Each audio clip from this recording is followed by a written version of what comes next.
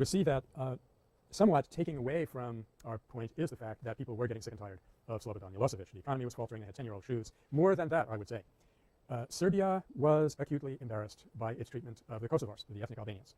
We haven't had a chance to talk about that, but it was a very passionate movement, and I was personally quite involved in it. And it's, again, started with students at the University of Pristina. They went out every single day at noon. There were 20,000 of them, joined by people, 20,000 people, striking in Pristina, in Drenica, and other cities of the Kosovar region. They withstood brutal repression, water cannons, the whole thing, just like we saw in the other movie, and they started to succeed. The Belgrade regime, to back up for just a second, in the 1970s there was a constitution for Yugoslavia which gave Kosovo some independence. Not independence, but autonomy. And one of the things that they allowed them to do was teach classes in the Albanian language. Then Milosevic started taking that away.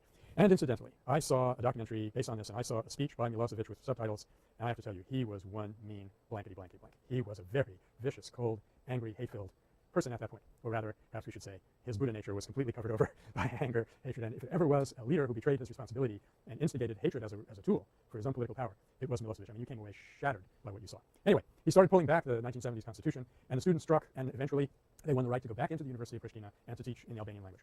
So they were on a roll.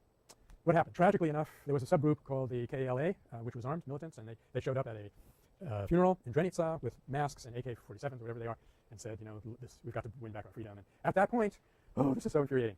At that point, there's a huge amount of press coverage for the guy with the mask and the gun. There had been nothing for the 20,000 people withstanding oppression. A friend of mine who went over there said he had never seen such courage in 30 years of witnessing nonviolent insurrections all over the world. That's how strong it was. I'm sorry, people. I need one of those reminders again. What were we talking about when I launched into this thing about Kosovo? Yeah. Thank you, Alex. We have to keep track of all the people who get us back on course here. This is very useful. Yeah, so what I was saying was, if we stack it up and say, let's look at the situation, what are the strengths, what are the weaknesses, the fact is that people were fed up with Milosevic. Especially, they were ashamed at the brutality of what they had done to the Kosovars. They were, first of all, there was this whole breakup of former Yugoslavia. They started shipping people into concentration camps with cattle cars again, and Europeans were saying there's a part of Europe that is not Europe. You know, they were demonizing them and dehumanizing them. That hurts a lot, and there were people saying, I read statements by Serbs who said, I don't know what we did wrong. We had 10 years under Milosevic and now NATO, referring to the bombing campaign. So the fact that Milosevic wasn't popular and it was time for him to leave already kind of weakens our case a little bit. But let's face it, he never would have left power without nonviolent uprising.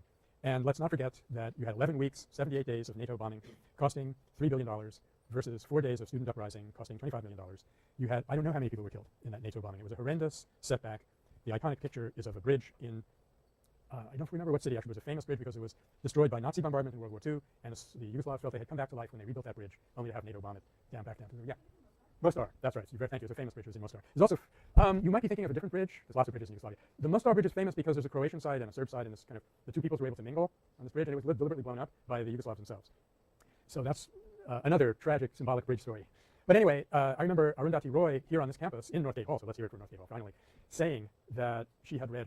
She's not unlike a lot of Indians. For her, animals are just about as important as people in terms of suffering and stuff. She said the bombing was so horrendous that the tiger in the Belgrade Zoo went insane and started annoying itself. Just to show you how horrific that was. And what did it accomplish? Exactly the opposite of what they set out to do. And this has been documented in case after case after case, that bombing civilians from the air is such a repugnant, horrendous thing to do that it rallies forces around the very dictators that you're trying to unseat. So do remember that, because the numbers are helpful here. You can explain to people what the power of nonviolence is by just stacking up this simple comparative chart. I mean, $25 million sounds like a lot of money to somebody like me who doesn't even get paid for what he does. But $25 million, probably we run through that in 5 minutes in Iraq. I'm just making a rough guess. Apparently the figures that we read about the costs of the Iraq invasion are grotesquely understated, and I've read things that are as high as $2.6 trillion, trillion with a T, dollars. That's what that has cost us. To accomplish something which they could have done for practically nothing, because as we know, there was a very successful, popular nonviolent uprising in Iraq in 1948. We could have built on that, and we would have had everything we want. They would have everything they want. Okay. So anything else before I, yes. Okay. Yeah, okay. Yeah. Yes. Yes. Okay, I'm really glad you picked up on that. So they get into the building, and the next thing you know, one of the offices is on fire. They're trashing this broken windows, and obviously they ask him about this. Is this nonviolence? And obviously he hasn't taken this course, and he says that it's child's play. Now, if we were sitting with him in a coffee shop somewhere in Belgrade and say, look, this is off the record, but I want to tell you something, what would we tell him? Nagler's Law, we would tell him. He would say, Что? What? That's Russian. That's as close as I can come to Serbo-Croatian at this point. And you explain, Nagler's Law states that there's something qualitative rather than quantitative about violence, and that introducing a little violence powerfully vitiates nonviolence. So if you were that cute guy and you had been asked that question, what would you have said, knowing full well you're soon going to be serving in the Serbian parliament? Anybody? No, Michael? Well, okay, denounce. That might be a little bit too strong. I would say what I would do, if you ask me, is I would say, I'm sorry, we didn't have perfect control. That part of it slipped out. But then I might go on to say, Michael Nagler said on television that, you know, most real events are not perfect. So he sort of excused it and said it's okay because comparatively it was nothing. And I don't think that argument actually applies. But I think the argument that does apply is, you know, hey, we had to do it when we did it, and it wasn't perfect, and we're going to try to do better next time. If anyone tries to do better next time, I think, you know, they get a very, very wide margin of mistakes. So that's what I would have said. Okay. What else? I think the timing is good here. I think I'm going to need about 10 minutes probably to touch on my stuff that hasn't come up yet, unless it has. Yeah, John? Yeah. Yes. Okay. Okay, this is John's point. I think it ties into something you said earlier, Christine. I'm not sure, but it's interesting. My own reaction to that, the first, and of course they pulled that out as a motto for the film, that we succeeded because we loved life. And the first 6 or 8 times I saw this film, I was, yes, love life, l'chaim, gung ho. This is great. I'm totally in favor of this. But this last time around, I caught another phrase, which I didn't like as much, and it was where he said, we love life and they don't. That made me extremely nervous. Anybody want to talk about that? Yeah. Uh-huh. Yeah, what John is saying is that like we're well, let's say two separate animals here. One that loves life, one that does not. And remember what the Buddha said. The Buddha said a lot, actually. In this particular case, what I'm invoking is he said, all creatures love life. All creatures shun harm. Therefore, do not kill or cause to kill. Na hante, na hanyate. This is a very important little statement. Do not kill. Do not cause to kill. And it shows that the Buddha was perfectly aware of what we call today structural violence. Do not kill directly. Do not help other people kill. Do not even buy products which help other people kill. They don't help that in any way. Okay, but it's the first part of the statement that's particularly relevant for us here, and that is that all creatures love life. And it struck me, now if I fall back on my own terminology, that to some degree what the Outpour students were doing was dehumanizing the opposition. Because if you deny that a person loves life, you are dehumanizing them. And it's also part of saying, which this Outpour students disproved, that they will listen only to force. Now, you are blissfully too young, I hope, to have gone through the kind of education, quote unquote, that I went through. But looking back on my education, there were some things that really infuriated me about it. There's the whole physics thing, but we won't get into that here. But what I was taught about geography, first of all, what I was taught about any given country in the world was what product do we get out of that country? Like Bolivia equals tin. You know, we'd march in and take a little test and say, Bolivia, we put tin. Very good, Michael. Go home, tell your parents. You know, I just know Bolivians. You know, that's why today you have Evo Morales, a real indigenous government there. But the thing that I think actually did more damage was countries who would be described as life is cheap in blank, fill in the blank of that country.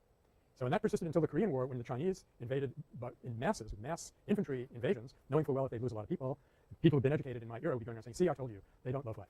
And I've come to feel that this is the most dehumanizing thing that you can believe about another person, that they don't have the same love of life inside them as you do.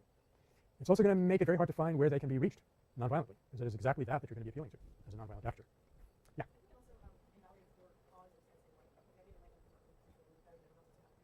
Yeah. Yeah. Yeah. Very good point. What they were doing was reorganizing the superiority inferiority rather than abolishing it. Yeah. So you have people like Kostunica saying this Serbia is going to be for all the ethnicities in Serbia, and that was actually, it may sound like just a casual remark, but that was a very dramatic, possibly dangerous thing to say in that era. But the reality of it was to get all of that out of your own psyche is not that easy. The temptation to demonize or dehumanize the other is something we really, really have to be careful about. So okay, it's clear, you know, let it be clear, we're not blaming these people. They were kids, they knew nothing, though they had a couple of books by Gene Sharp, and they did brilliantly given what they had to go on, but here's how we would like to see it go further. Okay, the aftermath of the uprising. Partly very good, partly not so good. The not so good part I'll do first. Zoran Djindjic, the one opposition leader, he had been mayor of Belgrade. Charismatic, he's a lot more charismatic than Kostunica to me, and the two of them were sort of rivals. But as a matter of fact, Djindjic on March 13th of 2003 was assassinated by an element within what had formerly been the police command of Milosevic. So, and this was a devastating blow to the Serbs. They felt like they had left all of that behind them, and they were finally going forward. And you still had these people in there who had not gone through any conversion, had not gone through any persuasion. And they regarded Djindjic as a traitor to Serbia, Serbian nationalism, cutting both ways, extremely tricky thing there, and they just shot him with a high-powered rifle on his way to work one day. Similarly, I think on the level, in terms of democracy, in terms of the economy, Serbia has bounced back, but not all that much, mainly because there wasn't a whole lot of constructive program in the movement. It was an insurrectionary movement, pure and simple. One other little element I want to mention, and then I'll have just enough time, I think, for going to the positive side of the sequel. There was something that flashed on the scene for about 15 seconds. It probably meant nothing to you, but you may have heard me jumping up and down and clapping my hands and getting very excited. Well, compatible with professorial dignity, of course, you understand that. But that was the scene where the camera is panning along this crowd that's outside the building, the Parliament building, and you see an old guy sitting on the sidewalk with a funny instrument going like this, singing, who was that man? Well, anybody know the history of this region? He was a guzlar. Now that's enlightening, isn't it? A guzlar is a person who plays the guzle, which is that instrument that he was playing. And the point is that these people were the conservators and the continuators of a deep folk-based epic tradition that I happen to know about, A, because I'm a failed folk singer in the first place, I already told you that, but B, because I was at one point a partly successful classicist, and I was studying Homer, and Homer turns out to have composed his poems orally, so we were desperately looking around for people who sang songs orally without using writing, and we discovered this incredible tradition in Yugoslavia. And during the occupation, during the Nazi occupation, the partisans up in the mountains, which is where Marshal Tito became so popular as a resistance hero, they would find themselves up there in the caves with nothing, no water, no food, but somebody had a guzla, and they would take it out, and they would start singing these old songs about how, what are some of these characters? I used to remember the name, not being Vuk Danovich or something. I'll have them back for you next week. All these characters, because what's going on here is that people are digging deep into their ethnic tradition and using music to inspire themselves with pride and courage, which of course can cut the wrong way, but I thought it was just a very important little vignette that this guy shows up on the sidewalk in the year 2000 playing his guzla, and we're going to see later on other examples of how important music can be. I don't want to exaggerate it, but it can be important. Two quick things then. This uprising was probably, it's the only case that I know of, political scientists might be able to help me out with some more examples. It's the only case that I know of where the U.S. carried out an intervention on the side of a nonviolent uprising. There are something like 257 military interventions that we've racked up in the course of our nation's history. That number actually might be slightly lower than it should be now. But as far as I know, this is the only time that we intervened on the side of nonviolence. The motives for our doing that are unclear, to me at least. People murmur something about an oil pipeline coming from the Caspian going through Belgrade. Milosevic had to be so anti-Western to keep his people rallied behind him that it didn't look like he'd allow us to do that. I don't know about any of that stuff. It's perfectly plausible. But whether they had good intentions or not, the fact that several elements, including the United States Institute of Peace, which I'd like to talk about later on, we have a little more time, went in there with educational materials and a little bit of money, helped them to produce these bumper stickers that said, "You're finished, kill yourself, Slobo." I think that's what you were referring to, John. It's not exactly nonviolent towards the opponent. But the fact that they went in there and did that, bought them computers, helped with the organizing, and brought in the nonviolent information from the Center for Nonviolent Sanctions, then that succeeded. The same people went on to package what those kids had done and offer them to other uprisings. And I've done some high-level, intense research on this. Namely, I looked it up in Wikipedia. Outpour members were instrumental in inspiring and providing hands-on training to other civic youth organizations in Eastern Europe and elsewhere, including Kamara in the Republic of Georgia, which leads to the downfall of Edward Shevardnadze, Pora in the Ukraine, I suspect Pora is the Ukrainian form of Outpour, Zuber in Belarus, Mjdaft in Albania, Oborona in Russia, which was against Putin. That one obviously didn't succeed. Kelkel in Kyrgyzstan, which brings down Askar Akayev, Volga in Uzbekistan, and the Pulse of Freedom in Lebanon.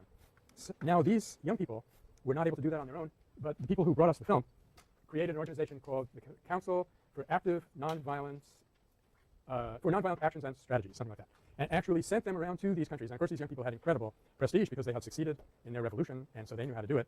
And this is probably a qualitative difference in world history, that you now have an actual systematic attempt to teach people who want to have an insurrection how to do it nonviolently. Okay, now we have our own little nonviolent event that's happening, so I'm not going to hold you anymore. And let's move on to the next section for next week. Thanks. Buenos días. Hasta la próxima.